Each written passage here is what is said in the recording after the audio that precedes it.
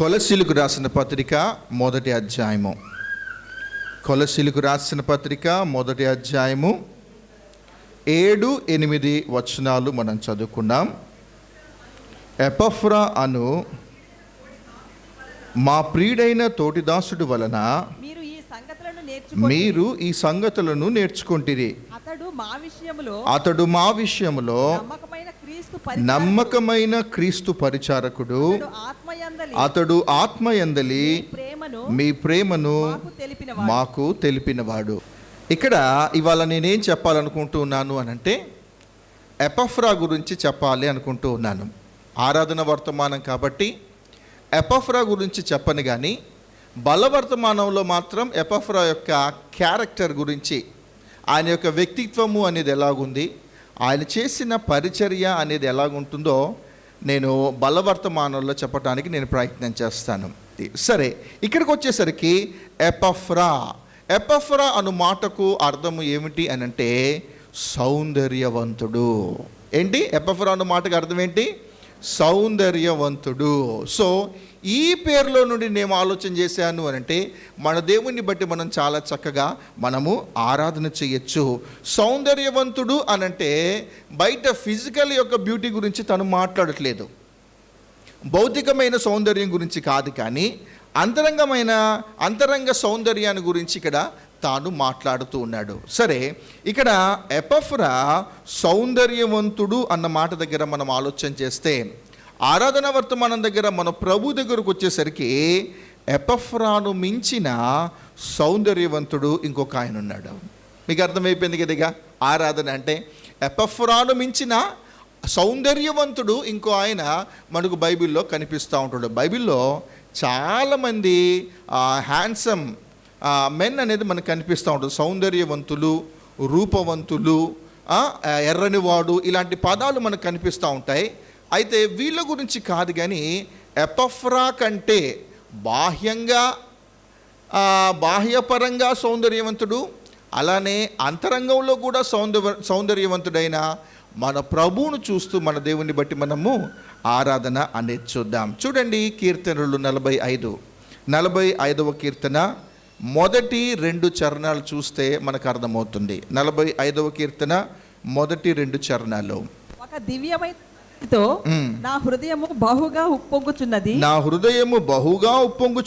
నేను రాజును గూర్చి రచించిన దానిని పలికెదను. నా నాలుక త్వరగా వ్రాయువాని కలము వలె ఉన్నది, నరుల కంటే నీవు అతి సుందరుడివై ఉన్నావు. చాలండి. ఇక్కడ ప్రభు గురించి చెప్పబడిన అద్భుతమైన మాట ఏమిటి అనంటే, ఇక్కడ భక్తుడు తను కంట్రోల్లో లేడు. ఇక్కడ తాను ఎప్పుడు చెప్పాలా అన్న ఆలోచనలోనే ఉన్నాడు, ఎప్పుడు దేవుణ్ణి ఆరాధన చేయాలా అన్న ఆలోచనలోనే ఉన్నాడు. నా దేవుని యొక్క గొప్పతనం, నాకు దేవుని యొక్క సౌందర్యము అనేది నేను చెప్పాలి అన్న ఆలోచనలతో ఇక్కడ ఈ భక్తుడు ఈ కీర్తన రాస్తూ ఉన్నాడు. ఆయన అంటున్నాడు, ఒక దివ్యమైన సంగతితో నా హృదయము బహుగా ఉప్పొంగుచూ ఉన్నది. ఏంటి అనంటే ఆయన హృదయము అనేది ఉప్పొంగుచూ ఉన్నది. నేను రాజును గూర్చి రచించిన దానిని పలికెదను. నేను చెప్పకుండా ఉండలేకపోతూ ఉన్నాను. నా దేవుడు ఎవరు అనంటే ఇక్కడ అంటున్నాడు, నరుల కంటే నీవు అతి సుందరుడువై ఉన్నావు. కోరహ కుమారులు ఎంత చక్కగా ఈ కీర్తన పాడుతూ ఉన్నారు, ఎంత చక్కగా ఈ మాటలు వాళ్ళు రాసుకున్నారు అనంటే, వీళ్ళు అంటున్నారు ఏంటి అనంటే, నీవు నరుల కంటే అతి సుందరుడువై ఉన్నావు అనుకుంటూ మన దేవుని బట్టి వాళ్ళు ఆరాధన చేస్తూ ఉన్నారు. యేసుక్రీస్తు ప్రభువారి గురించి మనం ఆలోచన చేసేటప్పుడు గమనించండి, మనం ప్రతిసారి మనము ఎలా మన దేవుణ్ణి బట్టి మనం ఆరాధన చేస్తామంటే, ఆయన యొక్క లక్షణాలను చూసుకుంటూ మన దేవుని బట్టి మనం ఆరాధన చేస్తాం. ఆయన ప్రేమ ఇలా కనపడదు, నా ముఖం కనపడినట్టు, మన ఫిజికల్ బాడీ కనపడినట్టు ఆయన ప్రేమ అనేది కంటికి కనపడేది కాదు. ఆయన ప్రేమ, ఆయన కనికరము, ఆయన వాత్సల్యము, ఇలా దేవుని యొక్క గుణలక్షణాలు ఏవేవైతే ఉన్నాయో అవన్నీ కనపడనివి. కానీ ప్రభు గురించి ఒకవేళ లిటరల్గా ఆలోచన చేస్తే, యేసుక్రీస్తు ప్రభువారు పరలోకంలో ఆత్మాస్వరూపి అయిన వాడు, రక్తమాంసాలు ధరించుకొని భూమి మీదకి ఆయన వచ్చినప్పుడు నేను ఖచ్చితంగా చెబుతూ ఉన్నాను, యేసుక్రీస్తు ప్రభువారు అతి సుందరుడు. ఫరో కుమార్తె మోషేను చూసినప్పుడు అతడు దివ్య సుందరులాగా ఎలాగైతే కనపడ్డాడో, యేసుక్రీస్తు ప్రభు వారు కూడా ఇలా మనం ఈ ఒక క్రొత్త కోణంలో మన దేవుణ్ణి బట్టి మనం ఆరాధన చేద్దాం. మన ప్రభు ఎవరు అనంటే అతి సుందరుడు. అందుకనే ఇవాళ మీతోనే ఈ పాట పాడించాను. ఏమిటి అంటే 10,000లో అతి ప్రియుడు, అతి కాంక్షణీయుడు అన్న మాట మనం ఆ పాట పాడుకోవటము అనేది జరిగింది. 10,000 మంది ఉన్నప్పటికీ కూడా ఆయనను గుర్తించవచ్చును అన్న మా లేఖనాలు మనకు కనిపిస్తూ ఉంటాయి. ఆలోచన చేయండి. యేసుక్రీస్తు ప్రభువారు అంతరంగంలో సౌందర్యవంతుడు మాత్రమే కాదు, బాహ్యపరంగా కూడా యేసుక్రీస్తు ప్రభువారు ఎవరు అని అంటే సౌందర్యవంతుడు. ఆయన చాలా అందగాడు. ఇలా ఆరాధన చేయొచ్చా లేదా? ఇంట్లో మన పిల్లలు ఉన్నారనుకోండి, కూతురు కానీ కొడుకు కానీ, వాళ్ళు ఎదుగుతూ ఉంటున్నప్పుడు చాలా అందంగా కనిపిస్తూ ఉన్నారనుకోండి, ఏం చేస్తారు తల్లిదండ్రులు? ఇలా దగ్గర లాక్కుంటారు. ఎంత ఎదుగుతున్నా కూడా వాళ్ళను ముద్దు పెట్టుకుంటాడు. మనసులో ఏమో, అబ్బా నా కొడుకు ఎంత అందగాడో, నా బిడ్డ ఎంత చక్కగా ఉంటుందో కదా. వాళ్ళు ఒక ముద్దు వస్తుంది, చక్కగా వాళ్ళని బట్టి సంతోషిస్తూ ఉంటారు. అలానే సంఘం కూడా, దేవుణ్ణి ఆరాధన చేసే వ్యక్తులు కూడా ప్రభువును మనం జ్ఞాపకం చేసుకుంటూ ఉంటున్నప్పుడు, ఇక్కడ కోరో కుమారులు దేవుణ్ణి జ్ఞాపకం చేసుకుంటూ ఉన్నప్పుడు ఆయన మహిమను కాదు, ఆయన రక్తమాంసాలు ధరించుకొని భూమి మీదకి వచ్చిన ప్రభు ఎలాగున్నాడు అని అంటే, ఇక్కడ అంటున్నాడు, నరుల కంటే నీవు అతి సుందరుడివై ఉన్నావు, 10,000లో అతి ప్రియుడవు, 10,000లో అతి కాంక్షణీయుడువు. 10,000 మంది ఉన్నప్పటికీ కూడా దేవుణ్ణి మనం గుర్తింపవచ్చును అన్న లేఖనాలు మనం చూస్తూ ఉంటాం. అయితే ఈ అతి సుందరుడైన దేవుడు ఏం కోరుకుంటూ ఉన్నాడో అదొక్క మాట కూడా చెప్పిన తర్వాత, ఈయన ఎంత అందమైన వ్యక్తి, ఈయన ఎంత సుందరుడైన వ్యక్తి అనేది జ్ఞాపకం చేసుకుంటూ మన దేవుని బట్టి మనము ఆరాధన చేద్దాం. చూడండి, ఇదే కీర్తన 45వ అధ్యాయము 45వ కీర్తన 11వ చరణం చూడండి దయచేసి. ఈ రాజు నీ ప్రభువు అతడు నీ సౌందర్యమును కోరినవాడు. చాలండి. ఈ రాజు నీ సౌందర్యమును కోరినవాడు. గమనించండి, ఆయన నరుల కంటే అతి సుందరుడవై ఉన్నావు అన్న మాట ఉంటుంది. నరుల కంటే అతి సుందరుడు. ఇప్పుడు ఆయన ఏం కోరుకుంటూ ఉన్నాడు అని అంటే, ఆయన పిల్లల దగ్గరకు వచ్చేసరికి తను ఏం కోరుకుంటున్నా ఉన్నాడంటే, ఈ రాజు నీ సౌందర్యమును కోరినవాడు. ఎవరికైనా బుద్ధి ఉంటుందా? మామూలుగా ఆలోచన చేద్దాం. మనం రెడీ అవుతూ ఉంటాం, మన ఇన్నర్ ఫీలింగ్ మామూలుగా ఆలోచన చేయండి. అందరిలో నేను బాగుండాలనుకుంటామా, బాగుండకూడదు అనుకుంటామా? ఏ వ్యక్తి అయినా తయారవుతూ ఉంటున్నప్పుడు, లేకపోతే నలుగురిలో కనిపిస్తూ ఉంటున్నప్పుడు, అందరిలో నేను చక్కగా కనపడాలి అని అనుకుంటామా, లేకపోతే నేను కాదు వీళ్ళే చాలా అందంగా ఉండాలి, వీళ్ళే చాలా బాగుండాలి అని అనుకుంటూ ఉంటామా? మానవుని యొక్క బుద్ధి అనేది ఎలా ఉంటుంది అని అంటే, ఎంతమంది ఉన్నప్పటికీ కూడా మనం ఎలా ఆలోచన చేస్తాము అని అంటే, నేను నలుగురిలో చాలా చక్కగా కనపడాలి, నేను సౌందర్యవంతుడిగా కనపడుతూ ఉండాలి, నేను ఒక విధంగా ఆకర్షణీయంగా ఉండాలి అన్న ఆలోచనతో నరుడు నడుస్తూ ఉంటాడు. కానీ ఈ నరుని దగ్గరకు వచ్చేసరికి ఈయన యొక్క ఆలోచన ఎలాగుంది అని అంటే, నరులందరికంటే అతి సుందరుడై ఉన్నప్పటికీ కూడా ఆయన యొక్క ఆలోచన ఏంటి అని అంటే, ఆయన నీ సౌందర్యమును కోరినవాడు. ఆలోచన చేయండి. సౌందర్యము అనంటే ఇక్కడ కూడా మనం ఆలోచన చేద్దాం, మన ఫిజికల్ బ్యూటీ కాదు, మన ఇన్నర్ బ్యూటీ. భౌతిక సంబంధమైన సౌందర్యాన్ని దేవుడు కోరుకోవట్లేదు. దేవుడు దేన్ని కోరుకుంటున్నాడు అనంటే, మన అంతరంగంలో ఉన్న సౌందర్యాన్ని దేవుడు కోరుకుంటూ ఉన్నాడు. ఒకవేళ దేవుడు బాహ్య సంబంధమైన సౌందర్యాన్ని గనుక కోరుకుంటే, దేవుడు బాహ్య సంబంధమైన సౌందర్యాన్నే కోరుకునేటట్టయితే చర్చెస్లలో వాక్యాలు అనేవి ఉండవు. ఇప్పుడు నేను నిలబడి ఏం చెప్తాను మీకు అంటే, బాగా పౌడర్ రాసుకోండి, రాత్రి పడుకునేటప్పుడు ఆలివ్ క్రీములు రాసుకోండి, కాస్మెటిక్స్ రాసుకోండి, చల్లని ఐస్ ప్యాక్ పెట్టుకోండి. పురుషులనైతే మీరు రోజు వాకింగ్కి వెళ్ళండి, మీరు 6 ప్యాక్స్ పెంచండి. ఇలాంటివి బాహ్య సంబంధమైన ఆ సౌందర్యము అనేది దేవుడు కోరుకోవట్లేదు. అందుకని దావీదును సెలెక్ట్ చేసుకునేటప్పుడు దేవుడు అన్న మాట ఏమిటి అని అంటే, నాకు కావాల్సింది ఏంటంటే హృదయము. నేను హృదయంలో ఉన్న సౌందర్యాన్ని దేవుడు, మన అంతరంగ సౌందర్యాన్ని దేవుడు కోరుకుంటూ ఉంటాడు. గమనించండి, ఆయన ఎలాగైతే సౌందర్యవంతుడిగా ఉన్నాడో, బాహ్యపరంగా అంతరంగంగా ఎలాగైతే ఉన్నాడో, మనల్ని కూడా దేవుడు ఏం కోరుకుంటున్నాడంటే మనం కూడా అంతే సౌందర్యవంతులుగా ఉండాలి, ఆత్మీయమైన సౌందర్యం కలిగి ఉండాలని దేవుడు మనల్ని కోరుకుంటూ ఉన్నాడు. బయట ఎంత చక్కగా, బయట ఎంత మంచి అందంగా ఉన్నప్పటికీ కూడా హృదయము అనేది సరిగా లేకపోతే, హృదయము అనేది పాప సంబంధమైనదిగా ఉంటే అది దేవునికి నచ్చదు. అందుకని ఈయన అంటున్నాడు, నేనేం కోరుకుంటున్నాను, ఈ రాజు నీ సౌందర్యమును కోరినవాడు. ఈ సంఘాన్ని ప్రభు ఒకరోజు తీసుకొని వెళ్తాడు. ఈ సంఘము అనేది ఎలాగుండాలి, సంఘాన్ని దేవుడు ఎలా కోరుకుంటున్నాడు అంటే, ఒక మడత, ఒక మచ్చ, ఒక డాగు, వీటి ఒక మచ్చ, ఒక మడత, ఒక డాగు లేని సౌందర్యాన్ని సంఘంలో చూడాలని దేవుడు కోరుకుంటూ ఉన్నాడు. కనుక ఆ విధంగా ఉండటానికి మనము ప్రయత్నించాలి. సరే, దేవుని దగ్గరికి వచ్చేసరికి, యేసుక్రీస్తు ప్రభు దగ్గరికి వచ్చేసరికి ఆయన ఎవరు? సుందరులో అతి సుందరుడు అన్నమాట మనకు తెలుసు. ఆయన 10,000లో అతి ప్రియుడు అన్నమాట మనకు తెలుసు. అంత మాత్రమే కాదు, యేసుక్రీస్తు ప్రభు వారు పుట్టిన దినాలలో, లేకపోతే ఆయన 33.5 సంవత్సరాల జీవిత కాలము అనేది మనం గమనిస్తే, కామెంటేటర్స్ వల్ల చెప్తూ ఉంటారు, చాలామంది పెద్ద సేవకులు చెప్పే మాట ఏమిటి అని అంటే, ఆయన సమకాలికులు పురుషులు ఎవరూ లేరంట. మీకు రీజన్ తెలుసు, అయ్యగారు చెప్పుండొచ్చు, నేను కూడా ఇదివరకు ఒకసారి చెప్పాను. యేసుక్రీస్తు ప్రభువుతో సమకాలికులు ఎవరూ లేరు. ఎందుకు అని అంటే, ఆయన పుట్టినప్పుడు 2 సంవత్సరాల లోపు పిల్లలు ఎవరైతే ఉన్నారో, పురుషులు ఎవరైతే ఉన్నారో, మగబిడ్డలందరినీ రాజు ఏం చేయించేశాడు? చంపేయించటము అనేది జరిగింది.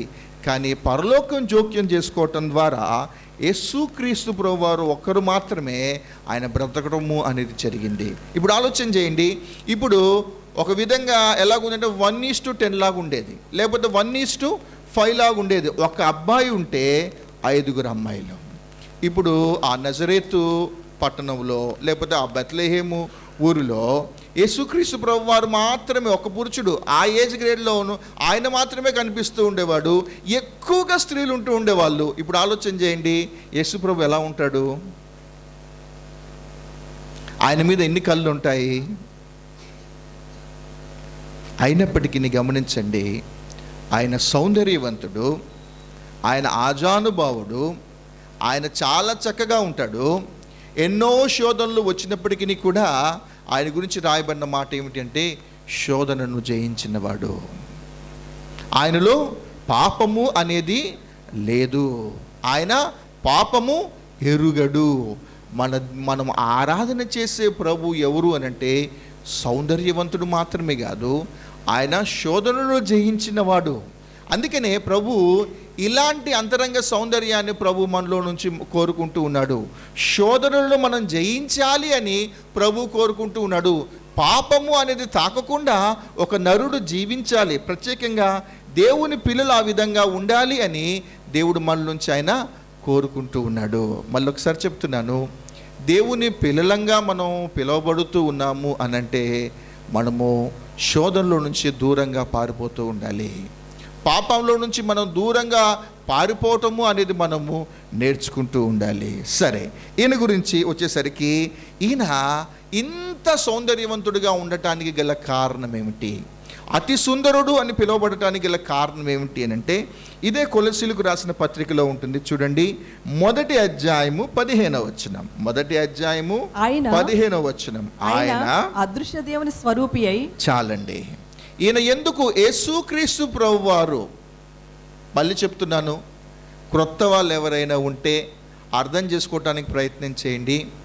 యేసుక్రీస్తు ప్రభువారు ఆయన పరలోకంలో ఉన్నప్పుడు ఆత్మస్వరూపిగా ఉన్నాడు. ఆయన ఆ దేవుడు రక్తమాంసాలు ధరించుకొని భూమి మీదకి వచ్చినప్పుడు ఆయన ఎలా కనపడ్డాడు అనంటే, ఇక్కడ రాయబడిన మాట ఏంటంటే, ఆయన అదృశ్య దేవుని స్వరూపి. అచ్చం ఎలాగున్నాడు అనంటే దేవుని స్వరూపంలో తానున్నాడు. అందుకని ఆయన అతి సుందరుడు. శిష్యులు అడిగారు, మాకు తండ్రి అయిన దేవుణ్ణి మీరు చూపించవచ్చు కదా అనంటే యేసుక్రీస్తు ప్రభువారు అంటారు, నన్ను చూచిన వాడు తండ్రిని చూచినట్టే. ఇప్పుడు యేసు ప్రభు ఎవరు అనంటే అదృశ్యమైన దేవుని స్వరూపి. అందుకనే ఆయన గురించి రాయబడిన మాట ఏంటంటే అతి సుందరుడు. దేవుని స్వరూపంలో ఉంటే ఆయన ఎందుకు అందంగా ఉండడు కదా? అందుకని దేవా నీకున్న సౌందర్యాన్ని బట్టి మీకు వందనాలు ప్రభువా అనుకుంటూ మన దేవుని బట్టి మనము ఆరాధన చేయాలి. బాహ్యంగా ఆయన సౌందర్యవంతుడు, అంతరంగపరంగా ఆయన సౌందర్యవంతుడు. ఇప్పుడు ఇలా రాసుకోండి, మీరు అదృశ్యుడైన దేవుని స్వరూపంలో ఉన్నవాడు అనుకుంటూ మన దేవుని బట్టి మనం ఆరాధన చేద్దాం. అయితే ఇది మిస్ చేయకుండా నేను చెప్పడానికి ప్రయత్నం చేస్తాను. అయితే ఈయన ఎవరు? దేవుని స్వరూపంలో ఉన్న యేసుక్రీస్తు ప్రభువారు ఎవరు అనంటే పక్కన రాయబడి ఉంది, సర్వ సృష్టికి ఆది సంభూతుడై ఉన్నాడు. యేసుక్రీస్తు ప్రభువారు ఎవరు అనంటే సర్వ సృష్టికి ఆది సంభూతుడై ఉన్నవాడు. సృష్టి అనేది ఎలా వచ్చింది అనంటే ఈయన ద్వారా వచ్చింది. ఇది కలుగునుగాక అని వీళ్ళు అనుకున్నారు. అప్పుడు సర్వ సృష్టికి ఆది సంభూతుడైన వాడు యేసుక్రీస్తు ప్రభువారు. అలానే ఏలయనగా 16వ వచనంలో ఉంది, ఆకాశమందున్నవియును భూమి అందున్నవియును దృశ్యమైనవి కానీ అదృశ్యమైనవి కానీ సింహాసనములైనను ప్రభుత్వములైనను ప్రధానులైనను అధికారములైనను సర్వమును ఆయన యందు సృజింపబడెను. సర్వమును ఆయన ద్వారా ఆయనను బట్టి సృజింపబడెను. ఆయన అన్నిటికంటే ముందుగా ఉన్నవాడు, ఆయనే సమస్తమునకు ఆధారభూతుడు. ఇవన్నీ నేను ఇంక ఎక్స్ప్లెయిన్ చేయను. ఇవన్నీ చూసారా? సమస్తానికి అధిపతి ఆయనే, సమస్తానికి ఆధారభూతుడు యేసుక్రీస్తు ప్రభువారు.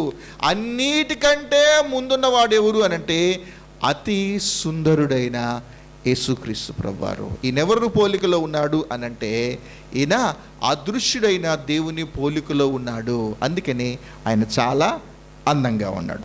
రెండవది చూడండి, ఇదే కొలసీలకు రాసిన పత్రిక 2వ అధ్యాయము 9వ వచనం చూస్తే మనకు అర్థమవుతుంది. ఏలయనగా దేవత్వము యొక్క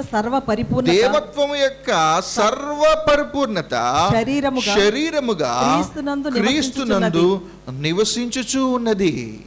ఆయన ఎందుకు లోపల బయట అంత సౌందర్యవంతుడిగా ఉండటానికి గల బలమైన కారణం ఏమిటి అనంటే దైవత్వం యొక్క సర్వ పరిపూర్ణత శరీరముగా క్రీస్తునందు నివసించుచూ ఉన్నది. మానవుని యొక్క పరిపూర్ణత కాదు. మానవుని యొక్క శరీరంలో ఏముంటుంది అనంటే గమనించండి, కుళ్ళు ఉంటుంది. మానవుని యొక్క శరీరంలో ఏముంటుంది అనంటే కుతంత్రాలు ఉంటాయి. మానవుని యొక్క శరీరంలో ఏముంటుంది అనంటే మోహపు చూపు అనేది ఉంటుంది. మానవుని యొక్క శరీరంలో ఏముంటుంది అనంటే ఒకరి యొక్క పతనాన్ని మనం కోరుకుంటూ ఉంటాం. మానవుని యొక్క శరీరము ఎప్పుడూ పాప సంబంధమైనదే. కానీ యేసుక్రీస్తు ప్రభువారు అతి సుందరుడు అని పిలువబడటానికి గల కారణం ఏమిటి అనంటే మొదటగా ఆయన దేవుని యొక్క స్వరూపంలో ఉన్నాడు. రెండవది దైవత్వం యొక్క సర్వ పరిపూర్ణత అనేది ఆయన శరీరంలో ఉంది కాబట్టి ఆయన అందగాడు. దేవుడు ఏం కోరుకుంటున్నాడు అనంటే నా పోలిక, నా స్వరూపము, నా సారూప్యత మీలో ఉండాలి అని దేవుడు కోరుకున్నాడు. నేను మీ సౌందర్యమును కోరిన వాడును అని ఆయన ఎందుకు అంటూ ఉన్నాడు అనంటే రీజన్ ఇదే.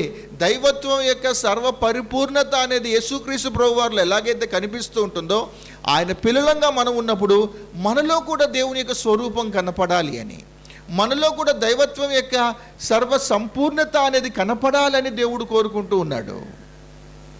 ఇందుని బట్టి మనం ఏం చేయాలి అనంటే మన దేవుని బట్టి మనము ఆరాధన చేయాలి. మూడవది చూడండి, హెబ్రీలకు రాసిన పత్రిక 1వ అధ్యాయము. హెబ్రీలకు రాసిన పత్రిక 1వ అధ్యాయము 3వ వచనం. ఆయన దేవుని మహిమ యొక్క తేజస్సును ఆయన రాజా. తత్వము యొక్క మూర్తిమంతమునై రాజా. ఉండి తన మహత్తు గల మాట చేత సమస్తమును నిర్వహించుచు పాపముల విషయంలో శుద్ధీకరణము తానే చేసి. చాలండి. ఇక్కడ రాయబడిన మాట, మూడో మాట ఏమిటి? ఎందుకు ఆయన అతి సుందరుడు అనంటే ఆయన దేవుని మహిమ యొక్క తేజస్సు. సింపుల్గానే ఉందిగా, ఆరాధన చేస్తారుగా.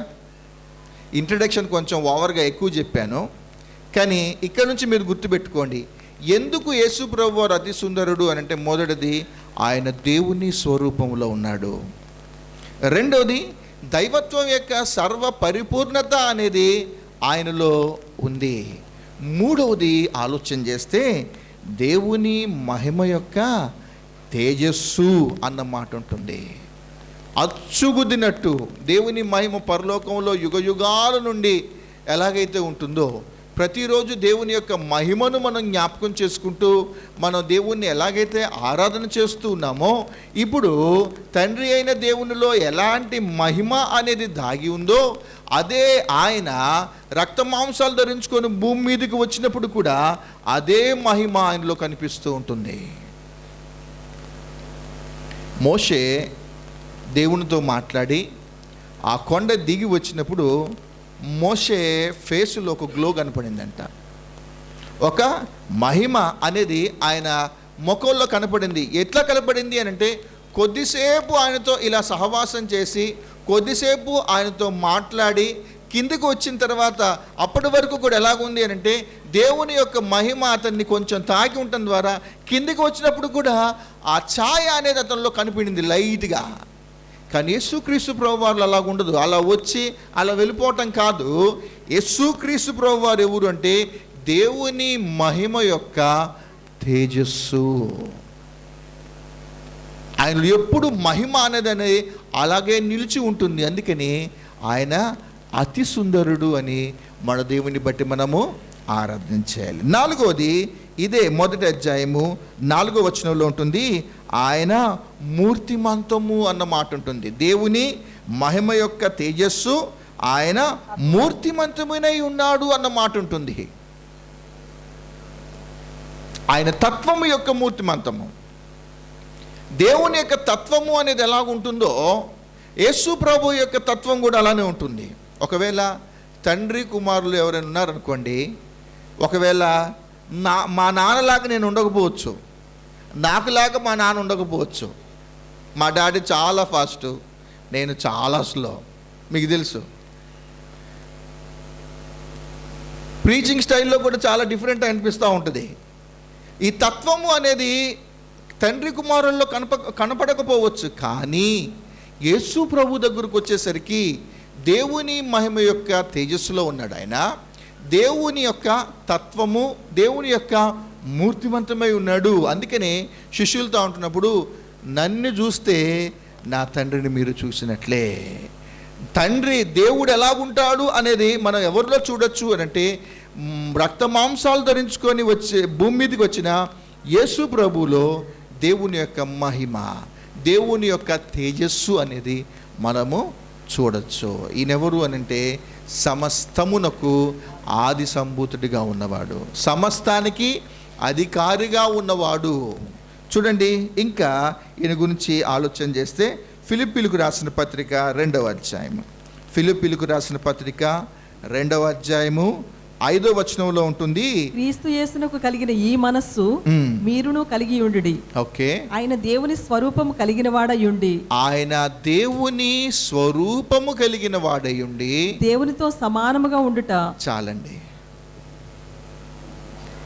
ఈయన ఇంత సౌందర్యవంతుడిగా పిలువబడటానికి గల కారణం ఏమిటి అని అంటే, ఆయన దేవుని స్వరూపంలో ఉండటం మాత్రమే కాదు, యేసుక్రీస్తు ప్రభువారు ఎవరు అని అంటే దేవునితో సమానముగా ఉండేవాడు. ఇక్కడ అర్థమయ్యే భాషలో మాట్లాడారంతే. ప్రభు గురించి చెప్తూ మనందరికి అర్థమవటం కొరకు చెబుతూ ఉన్నాడు. ఈయనే దేవుడు, ఈయన గురించి చెప్తూ ఉన్నారు. ఏమిటి అని అంటే, దేవుణ్ణి మీరు చూస్తూ ఉన్నారు కదా, దేవుని యొక్క మహిమ యేసు ప్రభువే, దేవుని యొక్క తేజస్సు యేసు ప్రభువే, దేవుని యొక్క తత్వము యేసు ప్రభువే, దేవుని యొక్క మూర్తిమంతము యేసు ప్రభువే. దేవుని స్వరూపి ఎలాగుంటాడు దేవుడు? యేసు ప్రభువును చూస్తే ఆయనే దేవుడు అని మీకు అర్థమైపోద్ది. ఈయనెవరు అనంటే ఎలా చెప్పాలో మీకు అర్థం కావట్లేదు. ఇతడు దేవునితో సమానుడు. సర్వ సృష్టికి ఆది సంభూతుడైన ఈ యేసుక్రీస్తు ప్రభువారు దేవునితో సమానుడు. ఆయన కుడి పార్శ్వాన కూర్చుంటాడు. ఆయన కృపాసింహాసనం దగ్గర ఆయన కూర్చొని ఉంటాడు. ఆయన అతి సుందరుడు. యెషయా గ్రంథం 53వ అధ్యాయం. యెషయా గ్రంథం 53వ అధ్యాయము 2వ వచనం చూడండి. 53వ అధ్యాయం 2వ వచనం. లేత మొక్కవలెను ఎండిన భూమిలో మొలిచిన మొక్కవలెను అతడు ఆయన ఎదుట పెరిగెను. చాలండి. యేసు ప్రభు గురించి మనం ఆలోచన చేసేటప్పుడు, ఈయన సౌందర్యాన్ని గురించి మనం ఆలోచన చేసేటప్పుడు ఎంత చక్కగా యెషయా గారు వివరించారు అనంటే, ఎండిన భూమి అనేది కనిపిస్తూ ఉంటున్నప్పటికీ కూడా ప్రభువు పరలోకంలో ఉన్నప్పుడు ఎలా ఎదిగాడో తెలుసా? ఇక్కడికి వచ్చిన తర్వాత మీ చేతుల్లో నలిగిపోతూ ఉన్నాడు కానీ, ఇక్కడికి వచ్చిన తర్వాత మీరు ఆయన్ని అవమానిస్తూ ఉన్నారు కానీ, ఇక్కడికి వచ్చిన తర్వాత మీరు ఆయన్ని తొక్కేస్తూ ఉన్నారు కానీ, ఇక్కడికి వచ్చిన తర్వాత మీరు ఆయన్ని గుద్దుతూ ఉన్నారు కానీ, ఇక్కడికి వచ్చిన తర్వాత ఆయన ముఖాన మీరు ఉమ్ము వేస్తూ ఉన్నారు కానీ, అదే ఆయన రక్తమాంసాలు ధరించుకొని భూమి మీదకి రాకముందు ఈ అతి సుందరుడైన యేసు ప్రభు ఎలాగున్నాడు, తండ్రి ఎదుట తాను ఎలా ఎదిగాడు అనంటే, ఇక్కడ రాయబడిన మాట, లేత మొక్కవలే ఆయన ఎదుట పెరిగి. లేత మొక్క ఎలా ఉంటుంది? లేత వయస్సు అనేది ఎలా ఉంటుంది? మనం చూస్తూ ఉంటాం కదా, చిన్న చిన్న పిల్లలు. ఒక్కొక్కసారి నాకు బాధేస్తూ ఉంటుంది. ఎమ్మీ ఆంటీ వాళ్ళ ఫోటోలు ఎవరికైనా అదే ఉంటుంది కానీ, వీళ్ళేంటి పెద్దగా అయిపోతూ ఉన్నారు, చిన్నగా ఉంటేనే బాగుండు. అప్పుడు అంత మెచ్యూరిటీ లేదు. నిజంగా వాస్తవానికి పిల్లల్ని చక్కగా ఎత్తుకోవాలి, చక్కగా ఆడుకోవాలి, ఏదో తెలివి లేని ఏదో అలా నడిచిపోయిందనమాట. పెద్దోళ్ళు అంటూ ఉంటుంటే ఏంటో అనుకునేటోడు కానీ నేను కూడా దీన్ని అనుభవిస్తూ ఉన్నాను. ఇప్పుడు వీళ్ళు పెద్దగా అయిన తర్వాత చిన్న చిన్న పిల్లలను చూస్తూ ఉంటున్నప్పుడు, వాళ్ళ టెండర్నెస్, వాళ్ళ లేత ఆ పసి వ్యక్తులను చూస్తూ ఉంటున్నప్పుడు ఎవరిని ఎత్తుకున్నా కూడా, మా ఎమిగాడు కూడా ఇట్లనే ఉండేది, మా యాండిగాడు కూడా ఇలానే ఉండేవాళ్ళు, వాళ్ళు ఎత్తుకోలేకపోయేటోని. అబ్బా మళ్ళొక్కసారి వీళ్ళందరూ ఫోటోలు అయిపోతే, వీళ్ళందరూ చిన్నగా లేతగా ఉంటే ఇప్పుడు ఎంత చక్కగా ఆడుకునేవాడినాం కదా. లేత ప్రాయము అనేది ఎలాగుంటుంది?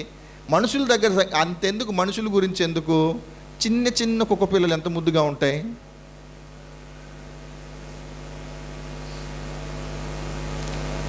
నాకు చిన్న పంది పుల్లను చూసినా కూడా అది అలా ఉరుక్కుంటూ వెళ్తూ ఉంటుంటే, అర్రెర్రెర్రె ఎంత ముద్దుగా ఉందో నిజంగా. ఇది వేరే వెస్ట్రన్ కంట్రీస్లో అయితే పందుల్ని చక్కగా పెంచుకుంటారు, వాళ్ళకి ముద్దుగా ఉంటుంది. కానీ మనకు అదో ఫీలింగ్. కానీ ఏదైనా పసికందులు ఎలాగుంటాయి అని అంటే చాలా అందంగా, చాలా ముద్దుగా ఉంటాయి. ఇప్పుడు ప్రభు గురించి పరిచయం చేస్తూ, నరుల కంటే అతి సుందరుడైన ఈయన, ఆయన నిత్యత్వంలో ఉంటున్నప్పుడు ఆయన గురించి రాయబడిన మాట, ఆయన ఎలా ఎదిగాడు, భూమి మీద చూస్తున్న యేసు ప్రభువును, పరలోకంలో ఉన్న ఆ ప్రభువును ఈ వ్యత్యాసము అనేది గమనిస్తూ ఉంటున్నప్పుడు, లేత మొక్క వలె ఆయన ఎదుట పెరిగి. ఇప్పుడు మనం ఆరాధన చేద్దాం. ఆయన దేవుని స్వరూపి, ఆయన దైవత్వం యొక్క సర్వపరిపూర్ణత ఆయనలో ఉంటుంది. ఆయన దేవుని మహిమ యొక్క తేజస్సు, ఆయన తత్వము, దేవుని యొక్క మూర్తిమంతము అనేది మనం చూసాము.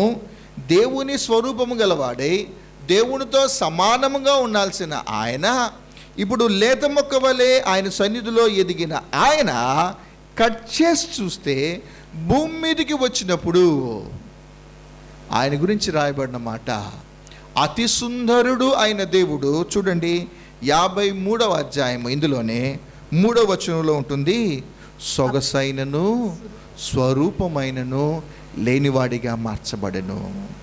ఆయన ముఖము చెకుముకి రాతి వలె మార్చబడెను. ఎంత వ్యత్యాసం! ఈయన సౌందర్యం గురించి మనం ఆలోచన చేస్తే ప్రకటన గ్రంథంలో మనకు కనిపిస్తూ ఉంటుంది. ఆ 7 నక్షత్రములు పట్టుకొని ఉన్నప్పుడు ఆయన మహిమ అనేది మనకు కనిపిస్తూ ఉంటుంది. ఆలోచించేది, అతి సుందరుడు అయిన దేవుడు మనమందరినీ కేవలం పాపములో నుండి మనల్ని రక్షించటం కొరకు భూమి మీదకి వచ్చిన ఆయన ఇప్పుడు ఎలా మార్చబడ్డాడు? దేవుని పోలిక అనేది కనపడుతుందా ఆయన గుద్దినప్పుడు? దేవుని స్వరూపము అనేది కనపడిందా? అతి సుందరుడు అయిన దేవుడు, లేత మొక్క వలె ఆయన ఎదిగిన ఆయన గురించి రాయబడిన మాట, సొగసైనను స్వరూపమైనను లేనివాడిగా ఆయన మార్చబడ్డాడు. ఆయన తన సౌందర్యాన్ని కోల్పోయి దేవుడు ఏం చేశాడు అనంటే, మనలందరినీ ఆత్మీయంగా సౌందర్యవంతులుగా ఆయన మనల్ని తీర్చినందుకు మన దేవుణ్ణి బట్టి మనం ఆరాధన చేయాలి. చూడండి ఒక్క మాట, ఎహెచ్కేల్ గ్రంథం 16వ అధ్యాయము, ఎహెచ్కేల్ గ్రంథము 16వ అధ్యాయము 14వ వచనం మనం చూస్తే మీకు అర్థమవుతుంది. నేను నీకు అనుగ్రహించిన నా ప్రభావము చేత నీ సౌందర్యము పరిపూర్ణము కాగా. మనం ఎలా పరిపూర్ణమవుతూ ఉన్నాము? క్రమేపీ మనము దేవుని పోలిక, మనము దేవుని యొక్క స్వరూపాన్ని మనం కోల్పోయాం కదా. పాపం చేత ఎప్పుడైతే మనం పట్టబడ్డామో, మానవుడు దేవుని పోలిక, దేవుని స్వరూపంలో ఉండాల్సిన ఆయన దేవుని యొక్క పరిపూర్ణతను, దేవుని దైవత్వం యొక్క పరిపూర్ణతను మనం కోల్పోయాం. కానీ గమనించండి, యేసుక్రీస్తు ప్రభువారు ఎప్పుడైతే సిలువలో తన ప్రాణాన్ని అర్పించాడో, ఎప్పుడైతే యేసుక్రీస్తు ప్రభువారు సమస్త మానవాళి కొరకు దెబ్బలు తిన్నాడో, మనందరికీ తెలుసు కదా, కొరడాల చేత దెబ్బలు తిన్నాడు. ఆయన గడ్డము అనేది పెరికివేయబడింది, ఆయనను పిడుగుద్దులు గుద్దారు, ఆయన చెంప మీద కొట్టారు, ఆయన ముఖాన్న ఉమ్ము పూశారు, బల్లముతో ఆయనను పొడిచారు. ఆయన శరీరము అంతా, అతి సుందరుడైన దేవుని యొక్క శరీరం అంతా చాలుగా దున్నపడటము అనేది మనం చూస్తూ ఉంటున్నాం. ఇదంతా ఎందుకు జరిగింది? ఆయన ప్రతి ఒక్కరి కొరకు రక్తం చిందించాల్సిన అవసరము అనేది ఎందుకు ఏర్పరచబడింది?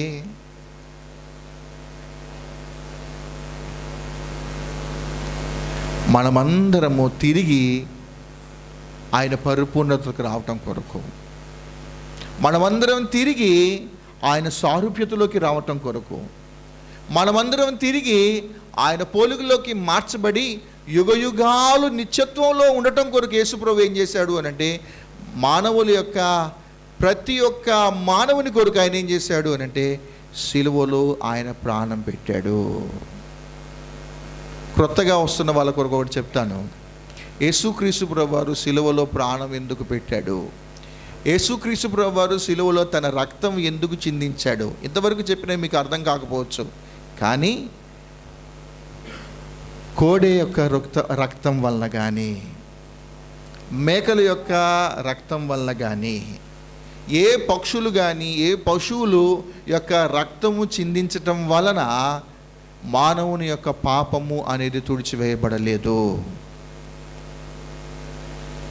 ఏ రక్తం వలన, ఏ బలి వలన మానవుని యొక్క పాపము అనేది తుడిచివేయబడలేదు. భూమి మీద చూస్తే ఏ నరుడు నీతిమంతుడిగా లేడు. భూమి మీద చూస్తే ఏ నరుడు పరిశుద్ధంగా లేడు. భూమి మీద చూస్తే ఏ నరుడు పవిత్రంగా జీవించడం లేడు. వాళ్ళ హృదయము అనేది ఎల్లప్పుడూ చెడ్డదిగానే ఉంటుంది. అందుకని దైవత్వం తీసుకున్న ఒక అద్భుతమైన నిర్ణయం ఏమిటి అంటే, సమస్త మానవాళి యొక్క పాపము అనేది తుడిచివేయబడాలి అనంటే ఒకటే, భూమి మీద నరుడు ఒక్కడునూ లేడు గనక నేనే రక్త మాంసాలు ధరించుకొని భూమి మీదకి వెళ్ళాలి. నేనే ఏం చేయాలి అనంటే, ఇక బై టు పక్షులు, బై టు జంతువులు, వీటన్నిటికీ స్వస్తి చెప్పి నేనేం చేయాలి అనంటే, నేనే ప్రతి ఒక్క సమస్త మాని వాళ్ళ కొరకు రక్తాన్ని చిందించాలి. ఒక్క మారే ఈ బలియాగము అనేది జరిగింది, మళ్ళీ జరగదు. ఒక్క మారే యేసుక్రీస్తు ప్రభువారు సిలువలో తన ప్రాణం పెట్టడం ద్వారా, యేసుక్రీస్తు ప్రభువారు సిలువలో తన రక్తము అనేది చిందించడం ద్వారా మొట్టమొదటి మనుషుడు ఆదాము మొదలుకొని ఇప్పుడు ప్రభు యొక్క రాకడ ఎప్పుడు వస్తుందో మనకు తెలియదు, భవిష్యత్తు వరకు ఇంకెంతమంది పుడతారో తెలియదు, సమస్త మానవాళి యొక్క పాపాలన్నీ ఆయన సిలువలో ప్రాణం పెట్టడం ద్వారా, ఆయన సిలువలో తన రక్తము అనేది చిందించడం ద్వారా, ఆయన తన సిలువలో తన సౌందర్యమంతటిని కోల్పోవటం ద్వారా ఏం జరిగింది అనంటే సమస్త మానవాళికి రక్షణ అనేది దక్కింది. ఏ వ్యక్తి అయితే దేవుడు రక్తమాంసాలు ధరించుకొని భూమి మీదకి నా కొరకు వచ్చాడు, ఆ దేవుడు నా కొరకు సిలువలో ప్రాణం పెట్టాడు అని ఎవరైతే విశ్వసిస్తారో వాళ్ళందరికీ దేవుడు ఏం చేస్తాడు అంటే దేవుని పోలిక, దేవుని యొక్క సంపూర్ణత అనేది మనకు దేవుడు అనుగ్రహిస్తాడు. ఎందుకు అనుగ్రహిస్తాడు అంటే మనమందరం తిరిగి యుగయుగాలు దేవుని సన్నిధిలో సహవాసం చేయటం కొరకు. మనము నిత్య నరకాగ్నిలో పడిపోయి పాడైపోవటం దేవునికి ఏమాత్రం ఇష్టం లేదు. కనుక దేవునితో యుగయుగాలు పరలోకంలో ఉండటం కొరకు ఆయన అతి సుందరుడైన దేవుడు భూమి మీదకి వచ్చి ఆయన పోలిక, ఆయన స్వరూపాన్ని కోల్పోయి మనందరికి ఇచ్చిన ఈ గొప్ప రక్షణను బట్టి, మనందరికి ఇచ్చిన ఈ గొప్ప విమోచనను బట్టి మనం ఏం చేయాలంటే మన దేవుని బట్టి మనము ఆరాధన అనేది చేయాలి. ఎపఫ్రా అను మాటకు, ఆ మాటను నేను తీసుకోవడానికి గల కారణం ఇదే. ఎపఫ్రా సౌందర్యవంతుడు, కానీ అతనికి మించిన సౌందర్యవంతుడైన యేసుక్రీస్తు ప్రభువారు సమస్త మానవాళి కొరకు చేసిన ఈ విమోచన కార్యాన్ని బట్టి, రక్షణ కార్యాన్ని జ్ఞాపకం చేసుకుంటూ మన దేవుని బట్టి మనము ఆరాధన చేద్దాం. కనుక దయచేసి కళ్ళు మూసుకోండి, మనం ఆరాధన చేద్దాం.